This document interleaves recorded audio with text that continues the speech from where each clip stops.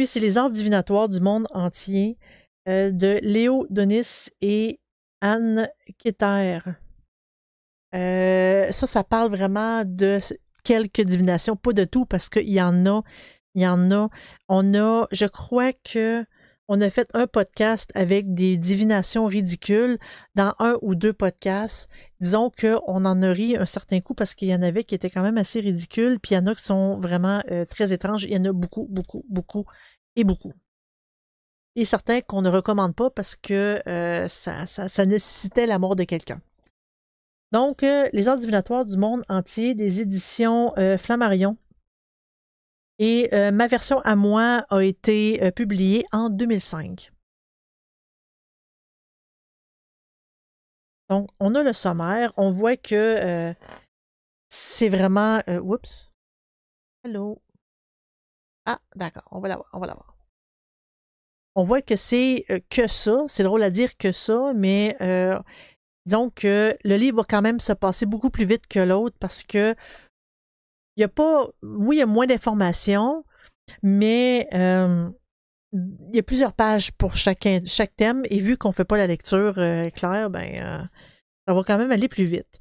On a l'avant-propos, l'introduction générale, qui parle de l'histoire un peu de la divination en bref, et un petit peu partout dans le monde. Puis j'aime parce que lui, les pages sont un petit peu plus, sont comme, pas cirées, mais ils n'ont pas la même texture que l'autre livre. Donc,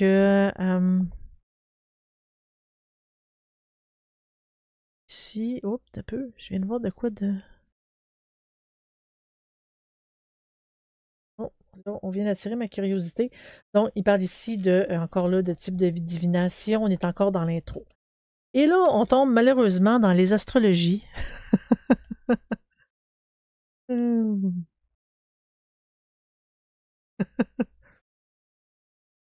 Je viens juste d'acheter un kitty avec un kitty. Il existe une vraie fertilité du faux. Oui. Quand on s'impose, on s'impose pas de critères rigoureux pour décider qu'une pratique est efficace ou non. C'est très simple d'imaginer un peu ce qu'on veut comme pratique divinatoire. Oui, oui. Mais je dirais, autant dans les choix, dans la divination, dans les intérêts du monde, ça change selon ce qui se passe aussi un peu dans le monde. On le voit quand que le monde ont comme peur un peu du futur, quand que le monde sont incertains de leur destin. Soudainement, les films de super-héros sont super populaires. Et c'est un cycle. Il y a des bouts que, oups, ça fonctionne pas du tout, les films de super-héros, tandis que, oups, après, ça revient, ça repart, ça revient. C'est la même chose pour les intérêts. Tout ce qui est divination, magie, sorcellerie, c'est la même chose. Il y a des cycles à ça.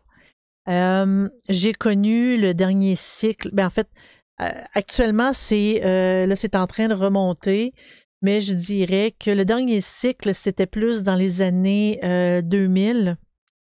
Je dirais autour entre 2000 et 2010 à peu près, qu'il y a eu un gros cycle où c'était hyper populaire.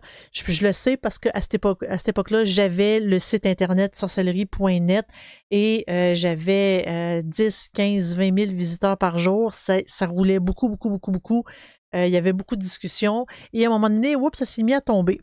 J'ai cru que c'était comme l'intérêt sur mon site qui ne fonctionnait pas, pour me rendre compte que je pense qu'il y a une publicité qui va commencer bientôt, mais je pense pour se rendre compte finalement que c'était partout. Tous les sites, ça a tout tombé tout en même temps. Puis là, c'est en train de revenir. Sauf que là, le monde sont sur Facebook, sont sur YouTube, puis ils se font bourrer de n'importe quoi. C'est triste. Mais en tout cas. Donc, l'astrologie, je vais passer quand même assez vite parce que justement, l'astrologie, on l'a vu tantôt, mais il y a quand même plus de descriptions que tantôt avec les descriptions de chaque signe du zodiaque. Ici, la balance et tout.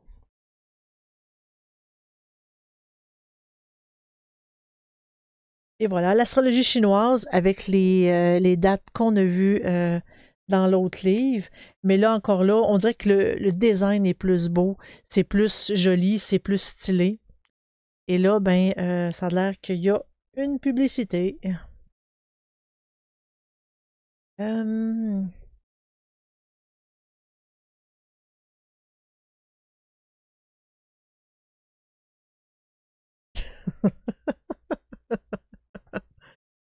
je vais le lire tantôt.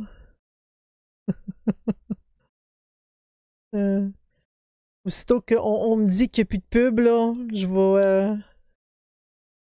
des pubs sur la vapoteuse. Ah, ça va pas bien. Je vais mettre les petits bonhommes.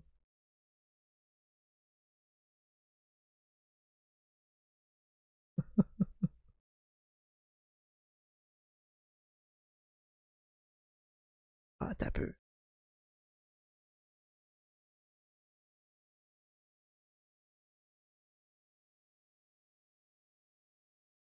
Ah, ok, c'est fini. Bon. Ah, ben t'es chanceux, t'as pas de pub. Euh, En fait, tu dis que tu penses qu'il y a une vraie corrélation entre la popularité.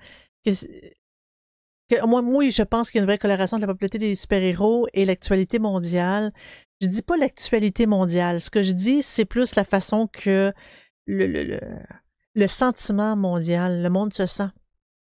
Euh, Là, quand que c'est plus incertain au niveau financier, c'est plus incertain au niveau de certains domaines, comme par exemple, bon, là, il y a eu la pandémie, ben, le monde va se pencher plus sur certains types de films vont être plus populaires, tandis que d'autres moments, les films de super-héros, ça fonctionnait pas du tout. Euh, mais c'est une corrélation. La position de pistache avec les films de Nicolas Cage. Nicolas Cage, j'irai pas jusque-là, là, mais oui, ça pourrait avoir aucun rapport, mais j'avais lu une étude par rapport à ça il y a des années, par contre. Je pense que c'était du rhum. C'était une vapoteuse ou c'était du rhum?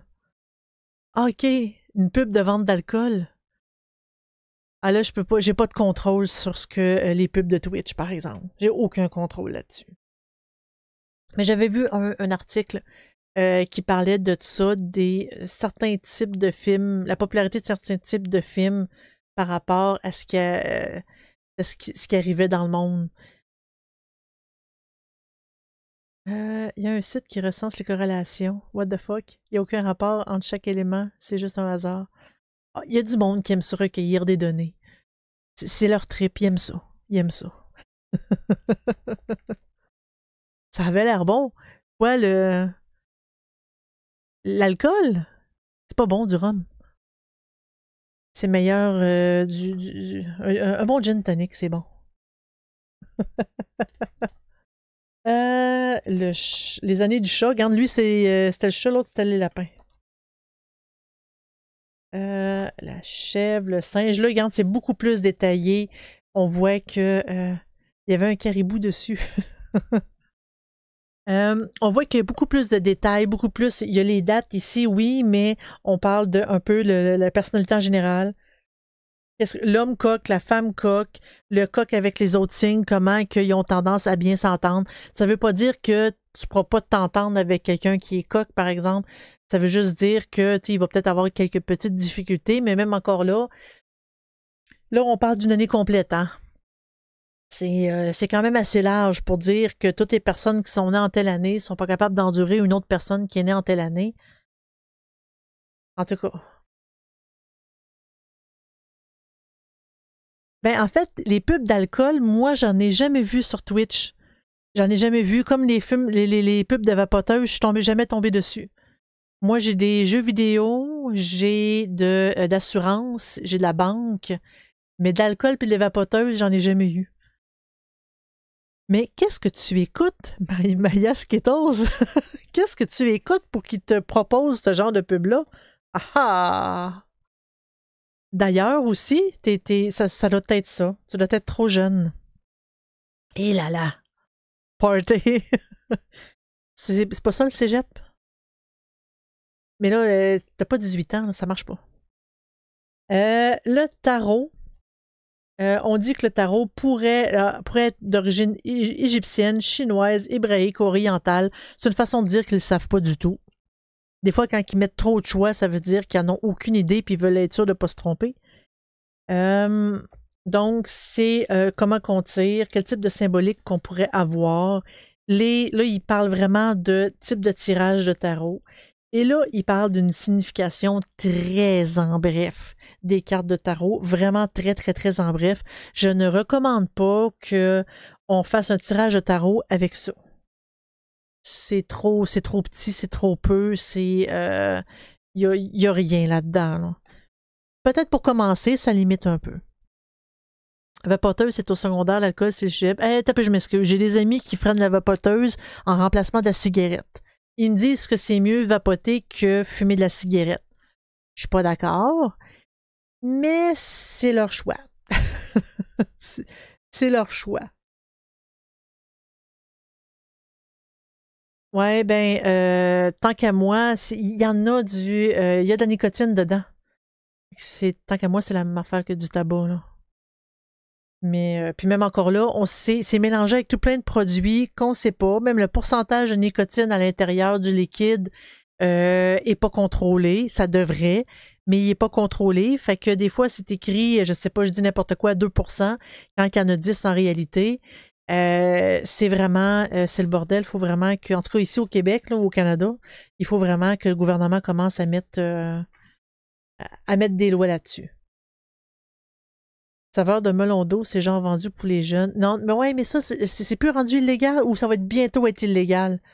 Ça va bientôt, des saveurs, ça va bientôt être rendu illégal. Ça n'a pas d'allure là, que les jeunes se mettent à fumer ça. Là. Parce que graduellement, ils se sont rendus compte que les vapoteuses, c'est plus nocif pour les dents que la cigarette. Et que là, il y a des enfants qui ont des problèmes de dents, des enfants, je veux dire, des jeunes adultes, des ados et des jeunes adultes qui ont des problèmes de dents. Les dentistes, ça ne reviennent pas parce que justement, ils disent, ben là, tu vapotes, c'est épouvantable que tes dents soient comme ça, tu as autant de problèmes de bouche. C'est pas. Puis je prédis, je vais faire une prédiction, je vais en faire une vraie, là, je vais en faire une vraie. Je prédis que dans moins de 10 ans, on va se rendre compte que la vapoteuse va amener une tonne de maladies. Il va être trop tard. Tu sais, comme dans le temps, là, la cigarette, c'était prescrit par un médecin. Dans le début des années, tu sais, comme dans les années 1900, 1950, c'était prescrit par un médecin, la cigarette. La nicotine était prescrite. Comme quoi que c'était bon pour tes poumons. Ça a été long avant qu'on découvre que, hey, il y a un cancer de la gorge puis un cancer du poumon. Pourquoi? Ah, ben, gadon, c'est le tabac qui fait ça. Éventuellement, ça va être la vapoteuse. Je suis convaincue. Aussi, ça peut t'exploser d'en face aussi. C'est cool, ben c'est comme fumer une cigarette. C'est cool pour certains jeunes, mais c'est pas bon, c'est vraiment pas bon. C'est comme cool ce qu'on appelle communément le pot. C'est cool, c'est super cool, le monde en fume, mais c'est parce que ça non plus, c'est pas nécessairement bon. D'après mes infos, le tabac est beaucoup plus nocif que la vapoteuse, genre largement. Ça veut pas dire que vapoter est sans danger. Le meilleur choix, c'est ni l'un ni l'autre. En fait, oui, présentement, le tabac est considéré comme beaucoup plus nocif. Par contre, on n'a pas assez de données d'arrérage pour la vapoteuse. Les shooters, c'est mieux. On n'a pas assez d'années d'arrérage pour la vapoteuse. Ça va être à peu près comme la même chose que la cigarette, sauf peut-être pas ça prendra pas 50 ans avant qu'on se rende compte que c'est pas bon. Mais ça va quand même prendre quelques années pour voir l'effet du vapotage avec le temps. Avec, tu sais, comme les personnes qui vapotent vieillissent, ils vont peut-être avoir des problèmes de santé plus tôt que ce qu'il y aurait eu à la normale. Mais ça, on va le voir avec le temps. Oui, shooter, c'est mieux de temps en temps. Est-ce que je dois aller dire à ton père de surveiller ses réserves? Donc, ici, il parle de type de tarot. Parce que là, on parlait, ça, c'est du tarot, le tarot de Marseille. Oui, check-toi bien, oui. Il y a le tarot de Visconti, l'oracle du Mahjong. Puis le même Mahjong que des fois on peut jouer, là, mais il y a un oracle lié au Mahjong. Le grand Éteilla, le jeu de Mademoiselle Lenormand. Ça ressemble beaucoup au tarot de Marseille d'ailleurs. L'oracle de Béline. Le tarot d'Aleister Crowley, qui est un occultiste. Je savais pas qu'il avait fait un tarot, par contre.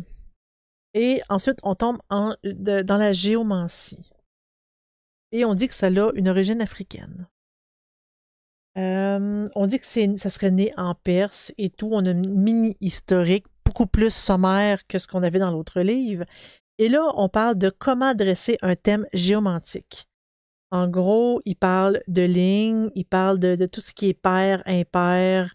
C'est comme quand c'est pair, c'est 2, quand c'est impair, c'est 1. Fait qu'il parle de.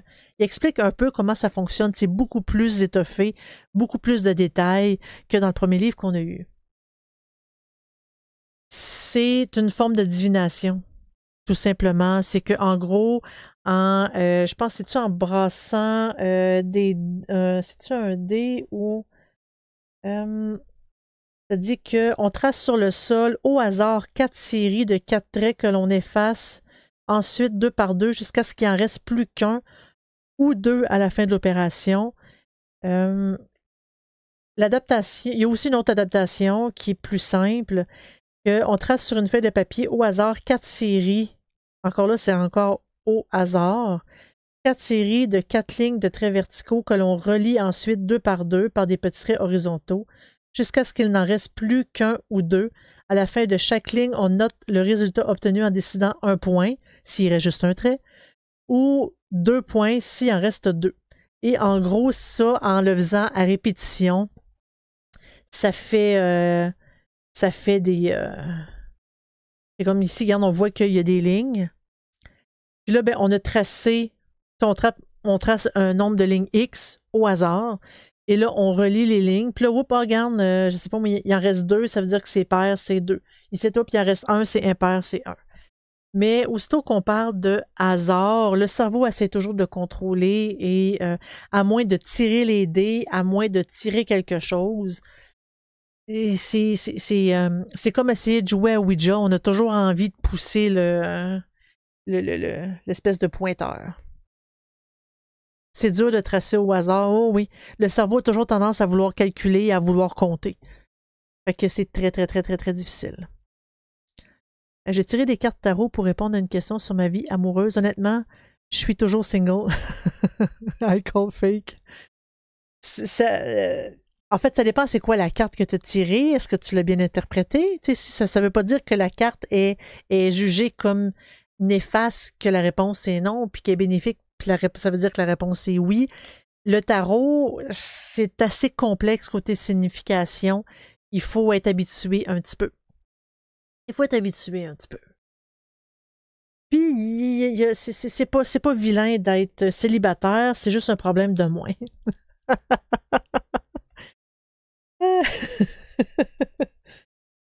Pour les derniers problèmes que j'ai eus, disons que j'ai lu le livre un petit peu. OK.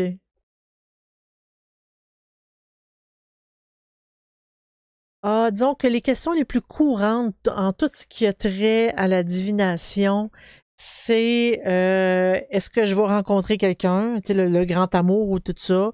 Est-ce que la personne va revenir? Est-ce que elle m'aime pour la personne que moi j'aime m'aime pour de vrai?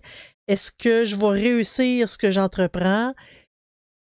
Puis ça se limite pas mal à ça. J'ai pas d'emploi, est-ce que je vais avoir un emploi ou est-ce que je vais me trouver de quoi de meilleur? C'est assez... Mais je dirais que même dans le domaine de la sorcellerie, les personnes s'en intéressent tout simplement quand on parle de vie amoureuse.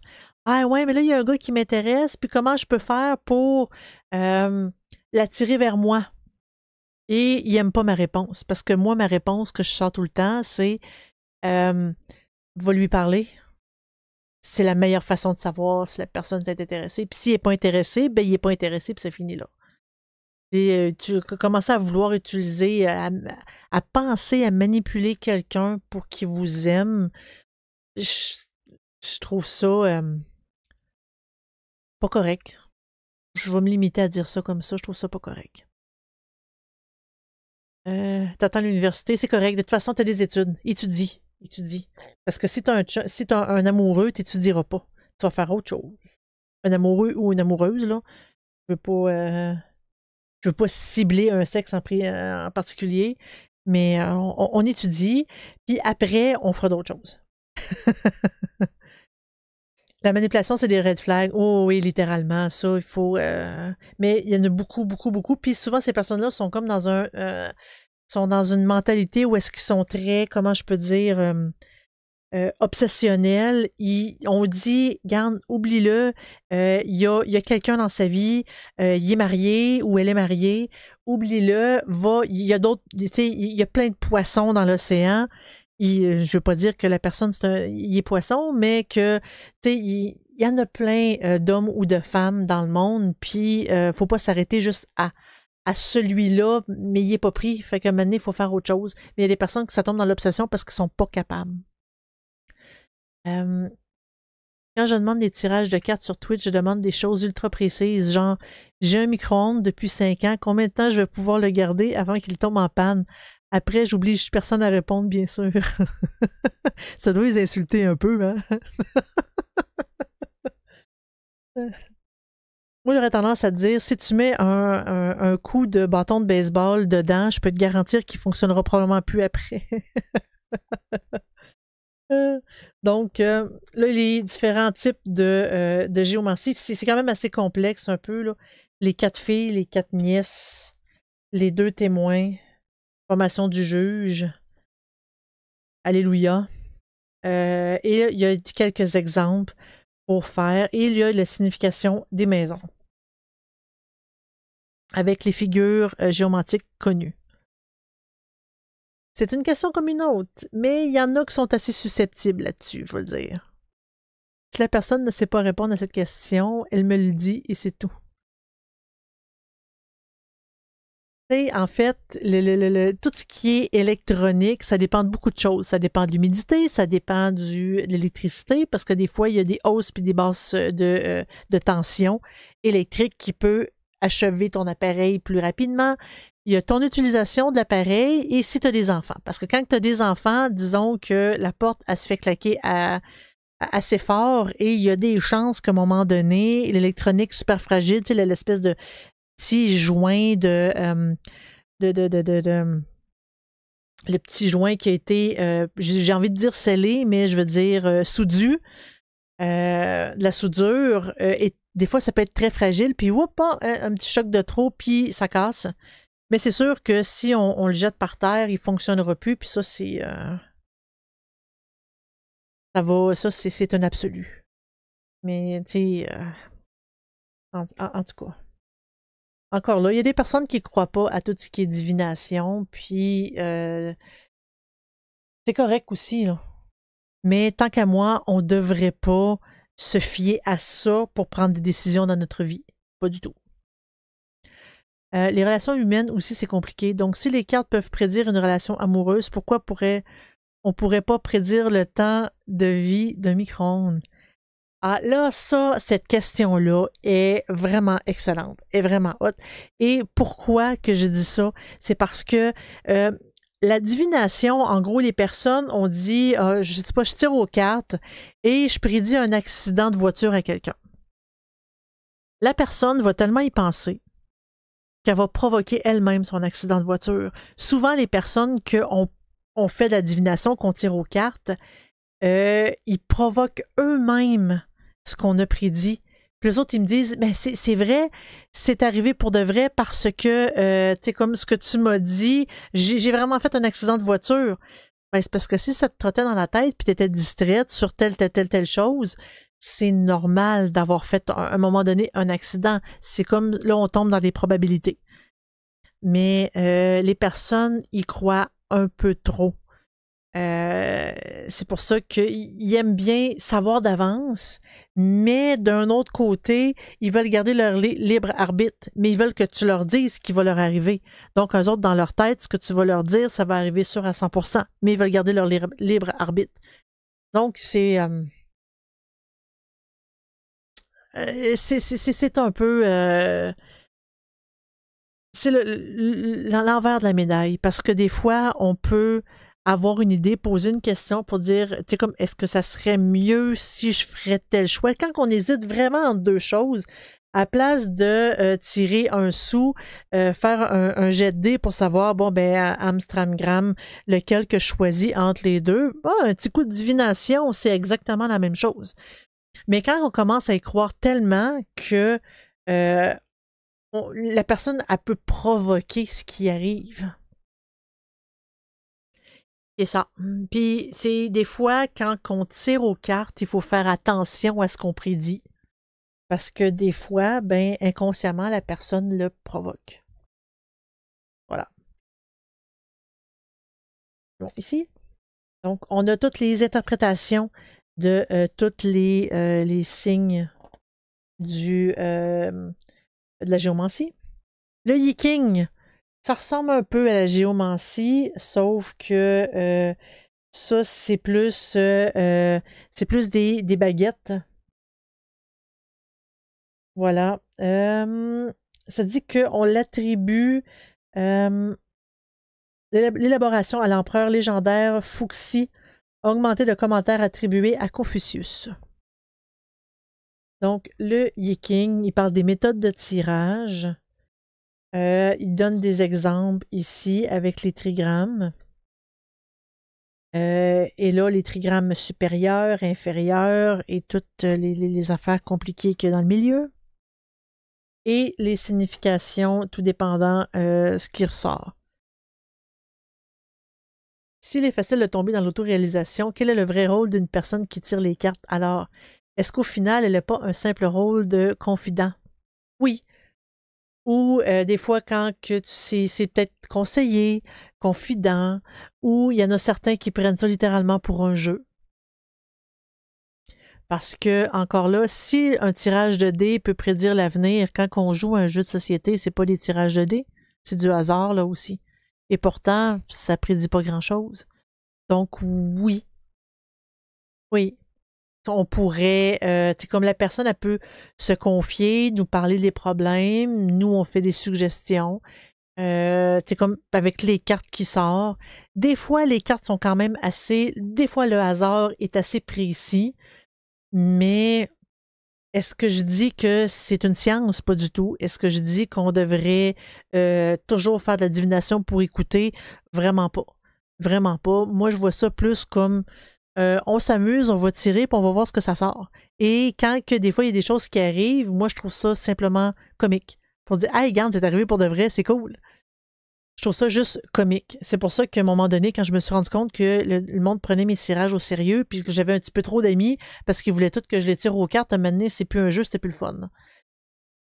Mais, tu sais, j'avais pas envie, justement, de provoquer des malheurs, quoique j'appréciais pas inventer des malheurs, mais j'avais vraiment pas envie d'en provoquer non plus, là. Bon, ici, on est dans les interprétations. Les runes divinatoires, parce qu'il y a différents types de runes. Il y a les méthodes de tirage à 3 runes, à 5 runes. Ça, c'est assez facile. C'est un sac qu'on pige dedans, on sort les runes. Aussi simple que ça. 6 runes. On peut créer notre propre méthode de tirage. On voit, hein, c'est quand même très lousse. On pourrait avoir les mêmes entretiens sans les cartes. Oui, mais les cartes, ça donne comment je dirais, une espèce d'effet psychologue. Pourquoi t'écouterais une personne que tu connais pas sur des conseils sur tes problèmes quand que, oups, soudainement, cette personne-là est juste l'intermédiaire avec les cartes. C'est les cartes qui parlent, c'est pas l'autre personne, c'est les cartes. Quoique des fois, les cartes, on peut vraiment lire, là. Parce que quand on regarde, par exemple, un livre sur le tarot, oups, regarde ici, là, bon, là, on est dans les cartes mineures, mais quand on rentre dans les cartes majeures, si. Ah ben quoi que c'est à peu près la même information, mais là, on a ici ce que la carte ressemble et l'interprétation. Et oh, quoi que. Ouais, mon autre livre il est plus complet, il y a plus de documentation, mais des fois, en lisant ça, il y a des choses que la personne, ça l'aide la personne à parler. Puis des fois, les cartes nous disent, ah oui, mais là-dedans, ça dit telle chose, ça dit telle chose. En même temps, si on n'a pas vraiment envie de jouer au psychologue, c'est une autre façon de faire. Lire une interprétation, bien sûr. OK. Le 2 de coupe. Ici. Ça dit, oh, bien, il y en a quand même pas mal. Je vais t'en prendre un petit peu plus court. Ah, tiens, j'en ai un. 7 de coupe. Le 7 de coupe symbolise une situation où les choix sont multiples. Vous vous sentez accablé car votre imagination s'emballe. Vous devez prendre une décision et c'est difficile. Il faut examiner la situation froidement, évaluer les choix de manière réaliste puis décider quel chemin suivre. L'imagination n'est pas toujours réaliste et si rien n'est fait, vous pourriez vous retrouver les mains vides. Vous devez prendre les précautions qui s'imposent. Il s'agit de rester pragmatique, méthodique et raisonnable afin de faire le bon choix. Ça, c'est le 7 de coupe. Là, on parle vraiment d'une situation qui fait en sorte que là, on est en train de paniquer. Parce que quand on parle que l'imagination s'emballe, c'est-à-dire qu'on est en train de s'inventer des interprétations, on est en train de s'inventer des possibilités qui ne vont probablement pas arriver. Donc, ça peut dire, regarde, là, on se calme, respire un peu, puis là, on va essayer d'être un petit peu plus cartésien pour dire, bon, il y a ça, il y a ça, il y a ça, il y a ça, et on fait un choix un peu plus terre à terre, on fait un choix un petit peu plus logique au lieu d'y aller par l'émotion. Fait que ça, c'est le genre d'interprétation de une carte. Si c'est pas exactement dans l'effet Barnum, ben en fait, si c'est juste ça, oui, j'aurais tendance à dire que oui, parce que ça peut coller sur n'importe quoi. Par contre, si moi, on me dit que cette carte-là qui sort, présentement, j'en ai pas de choix à ce point-là qui me fait paniquer. On a tous des choix. Mais pour me faire paniquer à ce point-là, non. Mais ça, c'est juste une carte. Normalement, un tirage n'est pas qu'une carte. Quand on tire une carte, c'est une réponse souvent oui-non. Mais là, c'est juste une carte. Si on lit, par exemple, une autre, vous vous sentez peut-être là et surchargé de responsabilités ou alors débordé et extrêmement stressé. Il existe pourtant des façons plus faciles de gérer la charge si vous consentez à prendre un peu de recul et à regarder au-delà, mais pour cela, il faut de la détermination. Cette carte pourrait également représenter un avertissement, ce qui, au départ, serait une idée ou un projet magnifique qui au départ, qui était une idée ou un projet magnifique, vous semble désormais un fardeau. Cela peut vouloir dire que vous travaillez trop et que vous devez rééquilibrer votre vie. Faites attention à ne pas prendre plus que ce que vous pouvez en ce moment car vous risquez de le regretter. Ça encore là, c'est une autre carte. Par contre, il y a une chose que peut-être que tu n'es pas au courant, parce que quand on tire aux cartes, on tire pas juste des cartes puis on lit ce qui arrive. Parce que quand on tire, on a des espèces de tableaux. Attends un petit peu, là. Je suis en train de chercher. Parce que des fois, on tire des cartes comme ça, puis tu as des positions de cartes. Certaines positions, c'est par exemple, bon, le foyer, l'amour, la vie personnelle, le travail, l'avenir et tout. Ça, c'en est un exemple. Mais quand que telle carte est dans telle section, ça peut pas être du travail. Là, on parle de la vie personnelle ou là, on parle des relations. Donc, il faut l'interpréter de cette façon-là. Et encore là, on peut pas juste lire ça. Il faut aussi... C'est une question d'interprétation. Parce que moi, en lisant, je lis ça, c'est générique. Mais moi, en étant la personne qui tire le tarot, moi, je peux me dire, non, ça s'applique pas. Ça s'applique pas. Ah, c'est cela.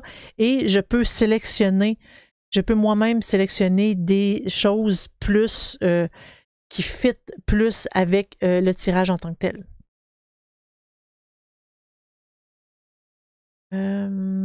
Mais c'est sûr que si c'est juste en tant que tel, oui, c'est très générique. Mais souvent, ça vient avec une question, ça vient avec des thèmes aussi. Tout dépend où est-ce que la carte elle est. Là, on a juste les cartes mineures, ils sont juste à l'endroit, il n'y a pas d'envers. Mais ici, il y a l'endroit, il y a l'envers. Donc, l'espèce de mélange de cartes, c'est pas 50 interprétations génériques, ça fait une interprétation qui est un petit peu plus précise, on va le dire comme ça. C'est vraiment un petit peu plus précis que l'astrologie, ou est-ce que c'est une affaire? Ah non. Hey, c'est tannant la pub, j'aime pas ça. J'aime pas ça. J'ai installé ça, puis j'ai pas essayé. J'ai pas. Ça me tente, non?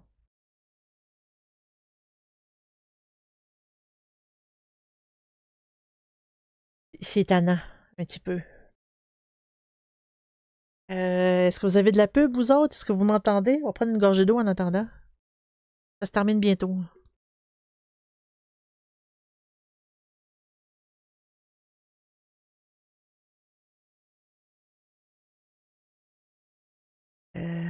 Quelques secondes.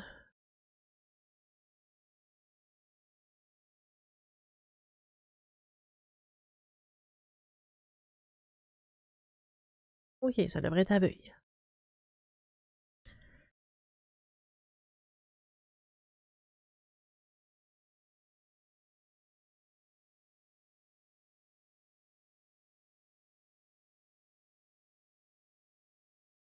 OK, vous devriez revenir bientôt, là.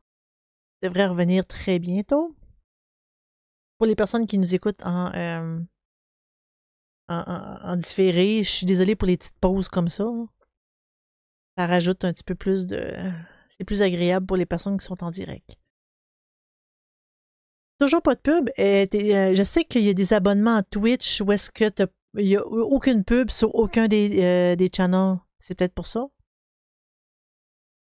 C'est peut-être pour ça que tu n'as pas de pub du tout.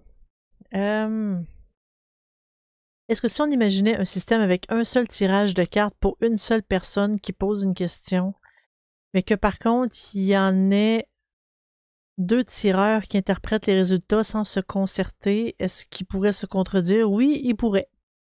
Ils pourraient. C'est pour ça que des fois, il y a certaines personnes qui disent que hey, telle personne il est bon, puis telle autre personne il est pas bon, ou telle autre personne il est moyen. C'est pour ça qu'ils ont des réputations, les personnes qui tirent aux cartes. Pour ça. Vu l'heure, Twitch me matraque pas de pub. Et tu es chanceux. Tu es chanceux. Moi, j'ai pas cette chance de pas avoir de pub. Mais ça se peut que c'est vrai que ça doit être dans une heure de pas beaucoup d'écoute dans ton coin. Parce que nous, il arrive 10 heures, ben en fait 22 heures. Donc, il doit être 4 heures du matin.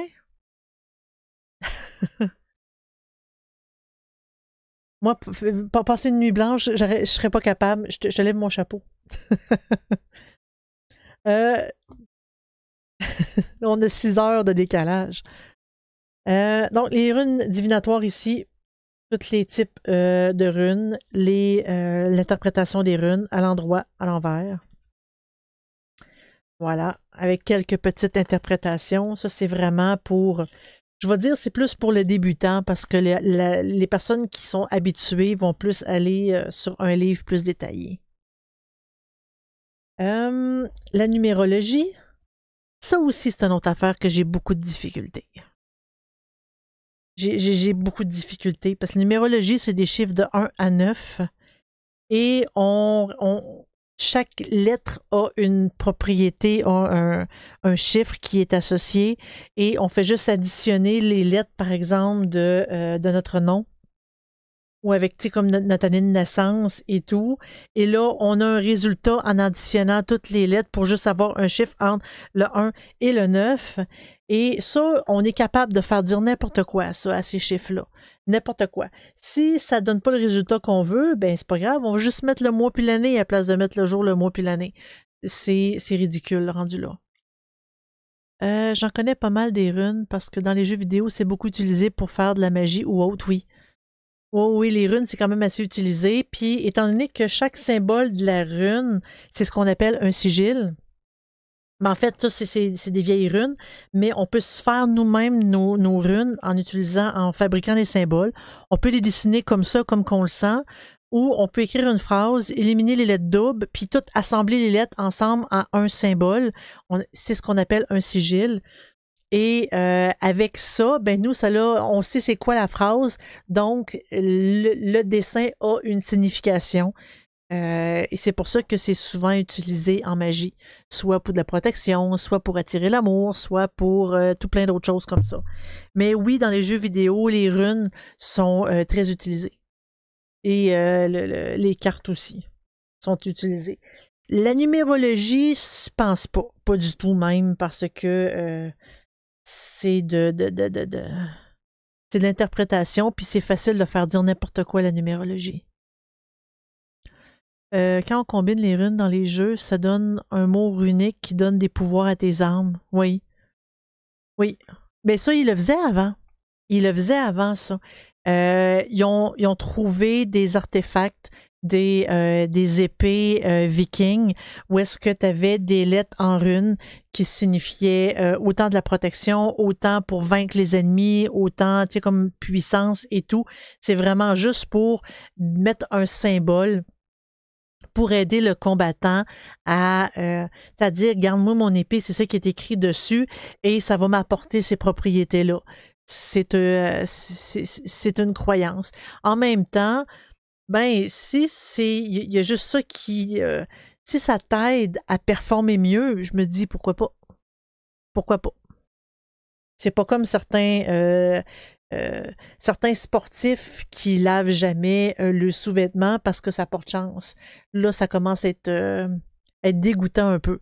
Mais quand on peut dessiner un symbole, puis pour nous, ça a une signification, là, c'est un peu de comme c'est de l'autosuggestion.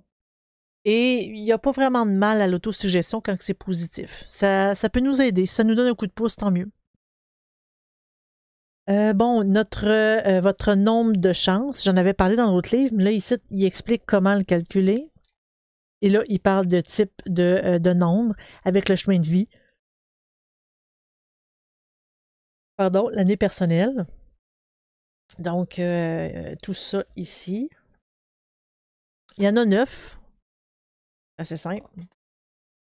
Parce que 10, ça veut dire 1. 1 plus 0 égale 1. Fait que, il y en a 9. La chiromancie, là aussi, c'est...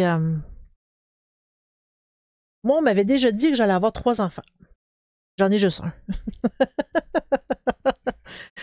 En tout cas, la chiromancie, que ça, c'est l'art d'analyser les lignes de la main pour connaître l'avenir. Voilà. Fait que là, il parle de le type de main, la forme de la main, la forme des doigts, les symboles qu'il y a à l'intérieur. Des fois, il y a des petits X, des fois, il y a des petits triangles. Ça veut dire certaines choses. Les doigts pointus, carrés, en spatule, coniques. Quoique des fois, il y en a 2 là-dedans que ça ressemble beaucoup. C'est une croyance qui ne peut que prospérer, je pense, à cause du biais du survivant. La personne qui meurt ne peut pas témoigner que ça marche pas car elle est morte, alors que la personne vivante peut dire que ça marche car elle est en vie pour le dire. Exactement. Exactement. Comme on le dit, hein, aussi, c'est toujours les vainqueurs qui écrivent l'histoire. Donc, c'est à peu près la même chose pour ça. C'est ceux qui survivent qui rapportent les rumeurs. Donc, il parle des monts ici. La signification. Ce que disent les lignes, la ligne de vie, la ligne de tête, etc. Et là, il parle de, c'est ça, comme la ligne de tête qui est ici, Ici, la ligne de cœur, et c'est pas parce que c'est la ligne de cœur que... Tu sais, une ligne très nette et longue révèle un amour viable. Bof. C'est assez... ça peut porter à interprétation. Hein, tu sais, des fois, on dit hey, mais ma ligne de vie est très courte. Ça veut pas dire que tu vas vivre... tu vivras pas longtemps. Les signes, quand je disais les plus, les étoiles, les carrés, les dièses, les triangles, les cercles, etc. Et là, après, on tombe dans la métoposcopie. En gros, ça, c'est... tantôt, dans l'autre livre, on parlait des marques du corps, les signes que sur le corps, la divination par le corps humain, avec les grains de beauté, les formes de certaines parties du corps, avec aussi les rides et tout. En gros, plus qu'on vieillit, plus qu'il y a de la lecture, mais oui, c'est un art divinatoire. C'est quand même assez vieux, celui-là.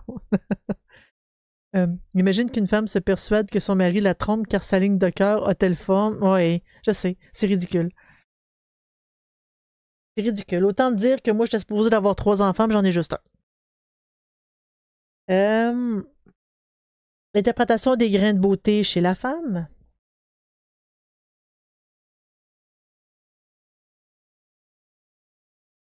Ah, ça peut dire si on est affectueux ou pas. Mais c'est parce que, le problème que j'ai là-dedans, c'est notre expérience de vie fait en sorte qu'on devient la personne qu'on est. C'est pas le grain de beauté qu'on a. C'est pas. Le grain de beauté pousse pas parce qu'on a eu une expérience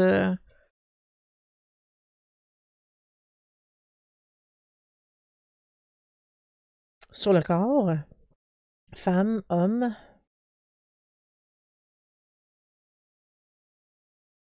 Oh, sur les fesses. Regardez-vous pas les fesses pour savoir. Ah, regarde. Si vous avez un grain de beauté sur la fesse gauche, c'est une personne fidèle. Vous êtes fidèle. Là, commencez pas à chercher les grains de beauté sur la fesse gauche de votre conjoint. Là.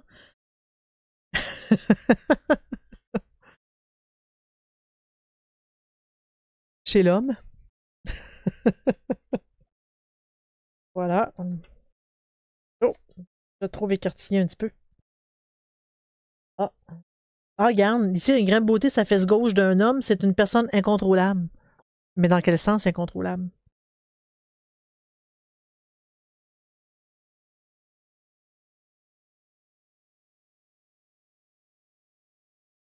Je trouve ça drôle, hein? Parce que chez la femme, on dit personne fidèle. Sur la fesse droite, personne séduisante. J'espère que si vous êtes rendu à lui regarder la fesse, que vous la trouviez déjà séduisante. Mais quand on la regarde chez l'homme, j'en vois pas, moi, de personne fidèle, de fidélité. Je vois juste une personne incontrôlable. C'est-tu l'équivalent? Fesse droite, un épicurien affectueux, ça veut-tu dire qu'il goûte beaucoup de choses?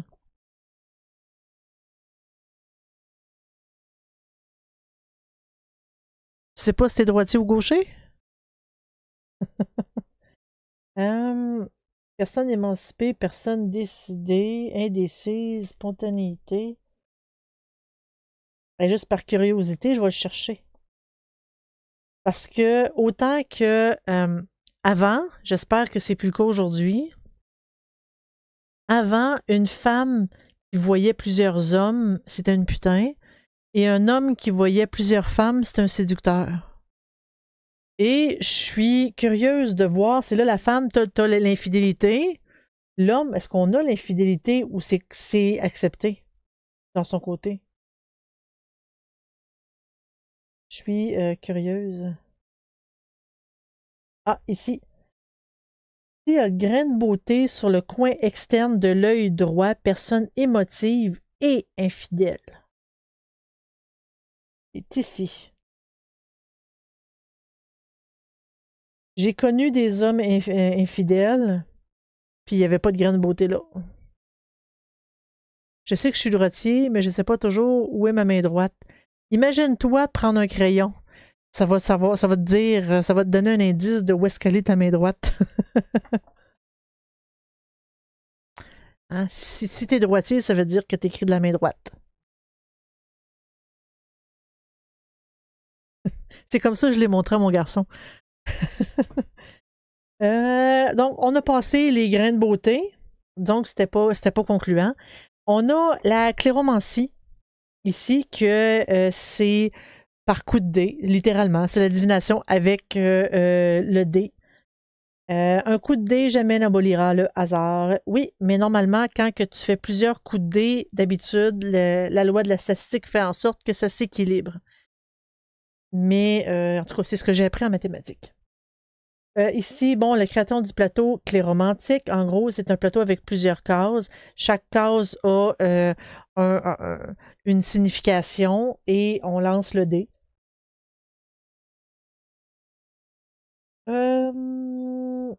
Juste un seul dé qu'on lance 3 fois. Donc, ça peut la face marquée de 1, le point de départ de toutes les situations. OK, ça, c'est les interprétations. Les maisons astrologiques, en fait, ils parlent probablement de ça ici. Quand ils parlent de maisons astrologiques, c'est ça. Oui, un dé à 6 faces, ben ordinaire. Assez simple. Très simple. Avec les maisons, en gros, la maison 1 représente le consultant, son caractère et sa personnalité et tout, avec les faces, avec leur signification. Et là, c'est la combinaison des deux. Le D1, s'il va en maison 1, 2, 10, 20, ben là, on a l'interprétation qui va ici. Fait que là, le 2, le 4, jusqu'au 6.